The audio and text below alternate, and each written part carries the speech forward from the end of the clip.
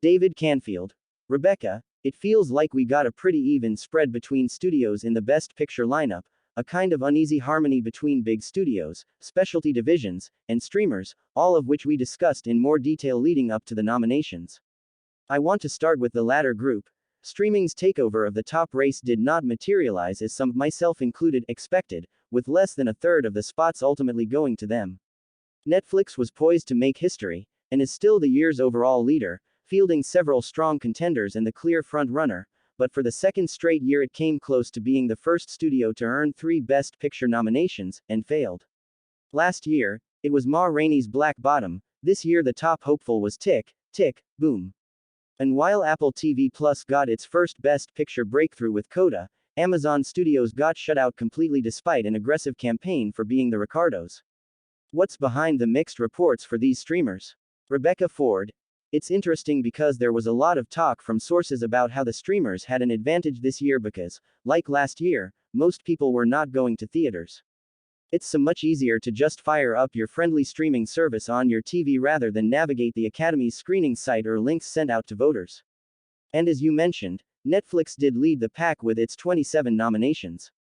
But when you look closer, Tuesday was in no way a sweep for the streamers, with both the specialty companies and the studios making their own strong showings.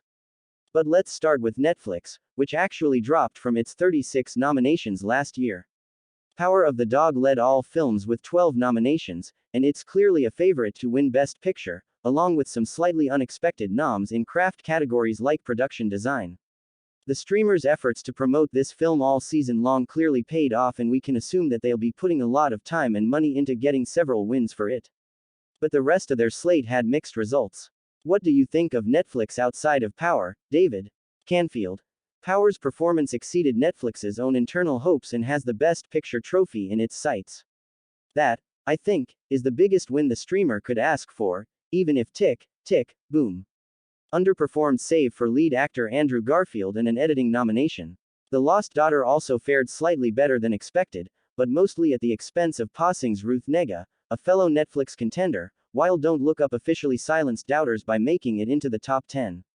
In other words, a good enough day for them. Apple and Amazon did about as well as I expected. The former also benefited, via a joint A24 deal, from craft and acting recognition for The Tragedy of Macbeth, and the latter settled for acting nominations for being the Ricardos. Amazon campaigned pretty hard for A Hero, too, which was surprisingly snubbed even in the international film field. As we saw with the Emmys, the relatively nascent Apple appears to be lapping Amazon in terms of awards attention. We'll see how that holds as Apple's shine wears off. But enough of the new, kids. Rebecca, you covered the specialty companies for us, and it particularly felt like a nail-biter for reigning Best Picture champ Searchlight to get back into the big category with Nightmare Alley. But it pulled it off. A sigh of relief over there, I imagine. And what of others like Focus and A24, which from my view had a more mixed day? Ford. Yes, Searchlight did well with Nightmare Alley landing in Best Picture and picking up 3 other craft nominations after being very much on the bubble most of the season. Their other film, which we haven't spoken much about in a while, The Eyes of Tammy Faye, also exceeded expectations with an acting nom for star Jessica Chastain along with a makeup and hair nod. The other specialty company which had a very nice day is Neon. Its animated documentary Flea made history with nominations in the international, animated, and documentary feature categories. And while Spencer wasn't able to break in anywhere else, I think we all breathed a sigh of relief when Kristen Stewart landed her lead actress slot after a rollercoaster journey. The other specialty companies had more mixed results. Focus came in hoping for a lot of nominations for Belfast, and got 7 in total, including picture, director and screenplay. But the acting nominations were full of surprises, with Katrina Balfe and Jamie Dornan being snubbed and Judi Dench and Ciarán Hinds landing there instead.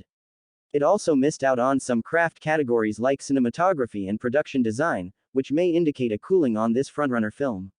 A24 wasn't able to land any nominations for one of its 2 black and white films, Come On Come On, which we saw fall off the awards track a while ago.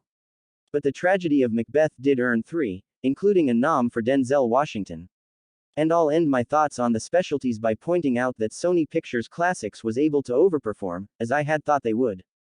Parallel Mothers was a big question mark all season long, but earned not only a nomination for star Penelope Cruz but also a surprise score nomination. When it comes to exceeding expectations, David, how do you think the major studios fared? Canfield. There's something cynical about blockbusters willing their box office success to major nominations, as some punditry saw the race moving at one point for Spider-Man, No Way Home and No Time to Die. The reality is that once the Producers Guild dismissed these movies, their Best Picture campaigns were effectively over. Academy voters simply aren't going to vote for the highest grosser without broader industry support, and they shouldn't. Brief rant aside, Sony and MGM UAR should not be surprised that those films' noms were only below the line. But if I'm the latter studio, I'm still not feeling great about how Tuesday went. For all the promise of House of Gucci and Licorice Pizza, they ended up netting just 4 nominations combined. Phew, that shocking Lady Gaga snub and the Jennifer Hudson vehicle Respect was completely blanked. Still, Pizza's embrace seemed entirely Paul Thomas Anderson focused. Its noms are for picture, director, and screenplay, which might bode well for his chances in that last race. He's very overdue for a win. Conversely, you can't complain if you're Warner Brothers or Disney, even if a nom or two got lost in the shuffle.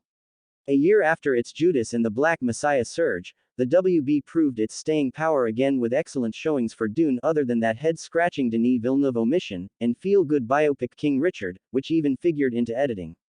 And for Disney, West Side Story didn't make the full comeback fans hoped for, with Ariana DeBose still the lone acting contender and a disappointing miss for Tony Kushner's script, but Janusz Kaminski squeaked out a cinematography nod and Steven Spielberg managed his first directing recognition in a decade. 7 nods is perfectly respectable. Rebecca, to close, we should probably discuss the one studio in the Best Picture field that we've yet to mention. How the heck did Janus Films beat out the likes of Amazon and A24 for Drive My Car? Ford. The road taken by Drive My Car is one for the awards history books. This incredible 3-hour Japanese film had a ton of critical acclaim, but it exceeded everyone's expectations when it earned 4 nominations today: International Feature, Adapted Screenplay, Directing, and Best Picture. As you smartly point out in your piece, it benefited from the Academy's growing international voting body and the fact that Omicron evened the playing field in some ways because of this season's lack of in-person events. Janus Films isn't a distributor that we often discuss in these awards conversations, but what they've done with Drive My Car deserves plenty of praise. I'm excited to see how they navigate this second phase with this unexpected contender. Is it too cheesy to say we're really off to the races now?